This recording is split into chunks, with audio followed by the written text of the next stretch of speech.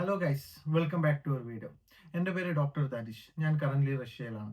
Normally നമ്മൾ student related അല്ലെങ്കിൽ എങ്ങനെ MBBSനൊക്കെ അബ്രോഡ് അഡ്മിഷൻ എടുക്കാമെന്ന് റിലേറ്റഡ് ആയിട്ടുള്ള വീഡിയോസ് ആണ് ചെയ്യാറുള്ളത്. സോ ഇന്ന് നമ്മൾ ചെയ്യാൻ പോകുന്നത് വളരെ പ്രധാനപ്പെട്ട അല്ലെങ്കിൽ വളരെ ക്രൂഷ്യൽ ആയിട്ടുള്ള ഒരു ടോപ്പിക്കിനെ കുറിച്ചാണ്. ഇത് നമ്മൾ ചെയ്യാനുള്ള കാരണം നമ്മൾ റഷ്യയിൽ ഒരുപാട് പേരെ ഈ ഒരു മാറ്ററുമായി അല്ലെങ്കിൽ ഈ ഒരു പ്രോബ്ലവുമായി ബന്ധപ്പെട്ട് കണ്ടുമുട്ടി സംസാരിച്ചിട്ടുണ്ട്. സോ എന്താണ് മാറ്റർ എന്ന് പറഞ്ഞു കഴിഞ്ഞാൽ വർക്ക് വിസ സ്കാം. ഇപ്പോൾ കറന്റ് റഷ്യയിൽ നടന്നുകൊണ്ടിരിക്കുന്ന ഒരു പ്രധാനപ്പെട്ട സ്കാമാണ് വർക്ക് വിസ സ്കാം എന്ന് പറയുന്നത്. ഒരുപാട് ഇന്ത്യൻസും സ്പെസിഫിക്കലി പറയുകയാണെങ്കിൽ മലയാളീസും അല്ലെങ്കിൽ സൗത്ത് ഇന്ത്യൻസും ഇതിൽ അകപ്പെട്ടു പോയിട്ടുണ്ട്. പോയിന്റ് വൈസ് പോയിന്റ് ആയിട്ടാണ് നമ്മൾ ഇതിനെക്കുറിച്ച് പറയാൻ വേണ്ടിയിട്ട് ഉദ്ദേശിക്കുന്നത്. പ്രധാനപ്പെട്ട പോയിന്റ് എന്ന് പറയുന്നത് ഒരുപാട് ആളുകളെ ഏജൻസികൾ അല്ലെങ്കിൽ ഇന്ത്യയിലുള്ള ഏജന്റുമാര് ടൂറിസ്റ്റ് അതല്ലെങ്കിൽ സ്റ്റുഡന്റ് വിസയിൽ കൊണ്ടുവരുന്നുണ്ട്. ഓക്കെ, സോ കണക്ക് പ്രകാരം 180ഓളം ആളുകളെയാണ് ഈ ടൂറിസ്റ്റ് ആൻഡ് സ്റ്റുഡന്റ് വിസയിൽ റഷ്യയിലോട്ട് കൊണ്ടുവന്നിട്ടുള്ളത്. നിങ്ങൾ എല്ലാവരും മനസ്സിലാക്കേണ്ട ഒരു പ്രധാനപ്പെട്ട ഇമ്പോർട്ടന്റ് പോയിന്റ് എന്തെന്ന് പറയുന്നത്, ടൂറിസ്റ്റ് വിസയിലോ അല്ലെങ്കിൽ സ്റ്റുഡന്റ് വിസയിലോ വരുന്ന ആളുകൾക്ക് ഒരിക്കലും വർക്ക് വിസയിലോട്ട് കൺവേർട്ട് ചെയ്യാൻ പോസിബിൾ അല്ല. നിങ്ങൾ ഇത്രയും പേരെ എന്താ ചെയ്യുന്നത്, റഷ്യൻ ഗവൺമെന്റ് പിന്നെ ഇന്ത്യയിലോട്ട് തന്നെ തിരിച്ച് ഡിപ്പോർട്ട് ചെയ്യും. സോ നിങ്ങൾ ഇത്രയും എമൗണ്ട് കൊടുത്ത് വർക്ക് വിസക്ക് വേണ്ടിയിട്ട് വന്നിട്ട് പിന്നെ നിങ്ങൾ ഡിപ്പോർട്ട് ചെയ്യാണ് ചെയ്യുന്നത്. ഈ എമൗണ്ട് ഒന്നും ഏജൻസികൾ നിങ്ങൾക്ക് ഒരിക്കലും റീഫണ്ട് ചെയ്യുന്നതല്ല.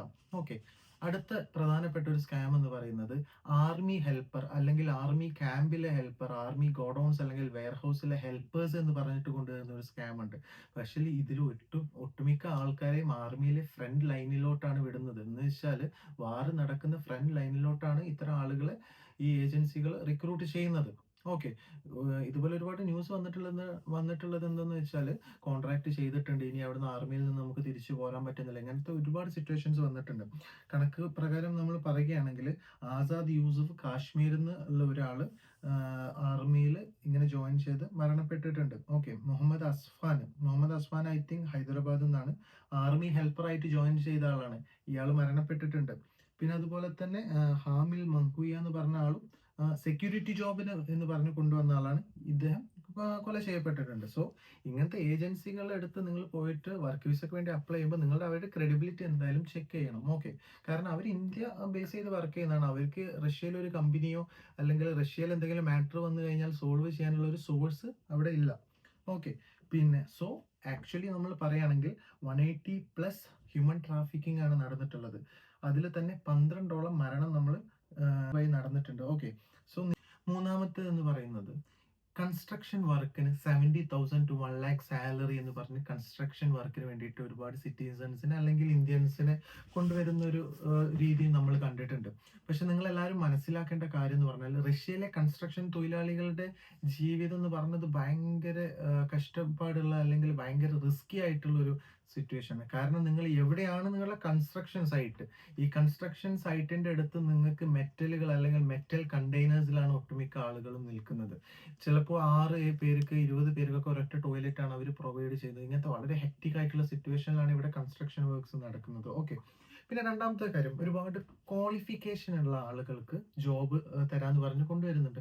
നല്ല നല്ല ക്വാളിഫിക്കേഷൻ, എഞ്ചിനീയേഴ്സ്, മെക്കാനിക്സ്, ഇവർക്ക് നല്ല ക്വാളിഫിക്കേഷൻ ഉള്ള ആളുകളെ കൊണ്ടുവന്നിട്ട് വളരെ ബേസ് ആയിട്ടുള്ള അല്ലെങ്കിൽ വളരെ ബേസിലുള്ള ജോബുകളിൽ അപ്പോയിന്റ് ചെയ്യുന്ന ഒരു സിറ്റുവേഷൻ നമ്മൾ കാണുന്നുണ്ട്.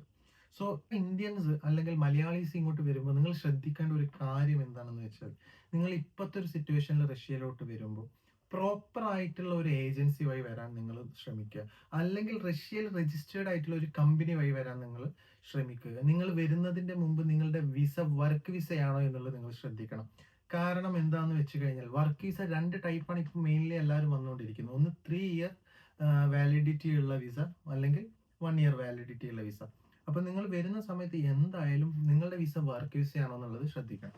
പിന്നെ രണ്ടാമത്തെ കാര്യം നിങ്ങൾ ശ്രദ്ധിക്കേണ്ടതെന്ന് വെച്ചാൽ ഒരിക്കലും നിങ്ങൾ വരുന്ന വിസ ടൂറിസ്റ്റ് വിസ ആയിരിക്കരുത്. ഈ പോയിന്റ് നിങ്ങൾ പ്രധാനമായിട്ടും നോക്കേണ്ട ഒരു കാര്യമാണ്. നിങ്ങൾ ഒരിക്കലും ടൂറിസ്റ്റ് വിസയിൽ വരാൻ പാടുള്ളതല്ല. ഓക്കെ, പിന്നെ രണ്ടാമത്തെ ഒരു പ്രധാനപ്പെട്ട ഇമ്പോർട്ടന്റ് കാര്യം പറയാനെന്ന് വെച്ചാൽ, നമ്മളൊരു വേറെ രാജ്യത്തിലോട്ട് പോകുമ്പോൾ ഒട്ടുമിക്ക രാജ്യങ്ങളിലും നമുക്ക് സിം എടുക്കാനും അതുപോലെ തന്നെ ബാങ്ക് കാർഡ് എടുക്കാനൊക്കെ വളരെ ഈസിയാണ്. പക്ഷേ ഈ സാങ്ഷൻസ് കാര്യങ്ങൾ വന്നത് കൊണ്ട് റഷ്യയിൽ ഇപ്പോൾ റൂൾസ് ആൻഡ് റെഗുലേഷൻസ് കുറച്ച് ചേഞ്ച് വന്നിട്ടുണ്ട്. നമുക്ക് പുതിയ കുറച്ച് ഡോക്യുമെന്റ്സ് ആവശ്യമായി വന്നിട്ടുണ്ട്. അതിൽ പ്രധാനപ്പെട്ട ഡോക്യുമെന്റ് ആണ് സ്നെയിൽസ് എന്ന് പറയുന്ന ഡോക്യുമെന്റ്. ഈ സ്നെയിൽസ് ഡോക്യുമെന്റ് ഇല്ലാതെ നിങ്ങൾക്ക് റഷ്യയിൽ വരുന്ന സമയത്ത് ഒരു സിം എടുക്കാനോ ഒരു ബാങ്ക് അക്കൗണ്ട് ഓപ്പൺ ചെയ്യാനോ നിങ്ങൾക്ക് സാധിക്കുന്നതല്ല. അതുകൊണ്ട് തന്നെ നിങ്ങൾ ഇങ്ങനെ വരുന്ന സമയത്ത് നിങ്ങൾക്ക് ഒരിക്കലും നിങ്ങളുടെ വീട്ടുകാരെ കോൺടാക്ട് ചെയ്യാനോ ഇങ്ങനത്തെ കാര്യങ്ങൾക്കൊന്നും വളരെ ബുദ്ധിമുട്ടുണ്ടാവും. അപ്പോൾ നിങ്ങൾ വരുന്ന സമയത്ത് കൃത്യമായിട്ടുള്ള വിസ ഡീറ്റെയിൽസ് നിങ്ങൾ ചെക്ക് ചെയ്യണം. നിങ്ങളുടെ ഏജൻസിയുടെ ക്രെഡിബിലിറ്റി നിങ്ങൾ ചെക്ക് ചെയ്യണം. ഏതെങ്കിലും ഏജൻസിനെ കണ്ട് ഏതെങ്കിലും റഷ്യയിൽ രജിസ്റ്റേർഡ് അല്ലാത്ത ഏജൻസോ അല്ലെങ്കിൽ കമ്പനിയുമായി നിങ്ങൾ ഒരിക്കലും വരാൻ പാടില്ല. നിങ്ങൾ വരുന്നതിന്റെ മുമ്പ് ഒരു 100 പ്രാവശ്യം നിങ്ങൾ ക്രോസ് ചെക്ക് ചെയ്ത് റിസർച്ച് ചെയ്തിട്ട് നിങ്ങൾക്ക് കിട്ടുന്ന ജോബ് ഏതാണ്, ആ ജോബിന്റെ സാലറി ഏതാണ്, നിങ്ങളുടെ അക്കോമഡേഷൻസ് എങ്ങനെയാണെന്നുള്ള കാര്യങ്ങളൊക്കെ കൃത്യമായി കൺഫേം ചെയ്തിട്ട് മാത്രമേ നിങ്ങൾ റഷ്യയിലോട്ട് വരാൻ പാടുള്ളൂ. സോ നിങ്ങൾ വർക്ക് വിസയ്ക്ക് വേണ്ടിയിട്ട് നിങ്ങൾ ശ്രമിക്കുകയാണെങ്കിൽ കൃത്യമായിട്ട് ആ കമ്പനി അല്ലെങ്കിൽ ആ ഏജൻസിനെ കുറിച്ച് പഠിക്കുക. അതിന്റെ ക്രെഡിബിലിറ്റി നിങ്ങൾ ചെക്ക് ചെയ്യുക. നിങ്ങൾ വിസ റിസീവ് ചെയ്യുന്ന സമയത്ത് നിങ്ങളുടെ വിസ വർക്ക് വിസയാണോ എന്നുള്ളത് ചെക്ക് ചെയ്യുക. ഒരിക്കലും നിങ്ങൾ സ്റ്റുഡന്റ് വിസയിൽ വരരുത്. ഒരിക്കലും നിങ്ങൾ ടൂറിസ്റ്റ് വിസയിൽ വരരുത്. ഒരിക്കലും നിങ്ങൾ ടൂറിസ്റ്റ് വിസയിലും സ്റ്റുഡന്റ് വിസയിലും വരാൻ പാടുള്ളതല്ല. കാരണം നിങ്ങൾ വീണ്ടും ഡിപ്പോർട്ട് ചെയ്യും. ഓക്കെ. നമ്മളിതിൽ പഞ്ചാബിൽ നിന്നും ഹരിയാനയിൽ വന്ന് കുറച്ച് ആളുകൾ ഇതുവരെയായിട്ടും മിസ്സായ ഒരു സിറ്റുവേഷൻ വരെ വന്നിട്ടുണ്ട്. അവർ ഇതുവരെയായിട്ട് കണ്ടെത്തിയിട്ടും കൂടില്ല. കാരണം നമുക്ക് സ്ഥിരീകരിക്കാൻ പറ്റിയിട്ടില്ല അവരെ എവിടെയാണ് ഏജൻസികൾ കൊണ്ടുപോയിട്ട് എന്നുള്ളത്. സോ ഇത്തരം ഫ്രോഡ് കാര്യങ്ങളിലൊക്കെ നിങ്ങൾ ശ്രദ്ധിക്കുക. ഓക്കെ. സോ വർക്ക് വിസയുമായി ബന്ധപ്പെട്ട് അല്ലെങ്കിൽ റഷ്യയുമായി ബന്ധപ്പെട്ട് നിങ്ങൾക്ക് എന്തെങ്കിലും ക്വയറീസോ അല്ലെങ്കിൽ ഡൗട്ടോ ഉണ്ടെങ്കിൽ എന്നെ കോൺടാക്ട് ചെയ്യാൻ പറ്റുന്നതാണ്. ഞാൻ നിങ്ങൾക്ക് അതിനെക്കുറിച്ച് കൃത്യമായിട്ട് നിങ്ങളുടെ ഡൗട്ടുകൾ എന്തായാലും ക്ലിയർ ചെയ്യാൻ നിങ്ങൾക്ക് സാധിക്കുന്നതാണ്. സോ നമ്മുടെ വീഡിയോ കണ്ട് ഇഷ്ടപ്പെട്ടിട്ടുണ്ടെങ്കിൽ നിങ്ങൾ സബ്സ്ക്രൈബ് ചെയ്യുക.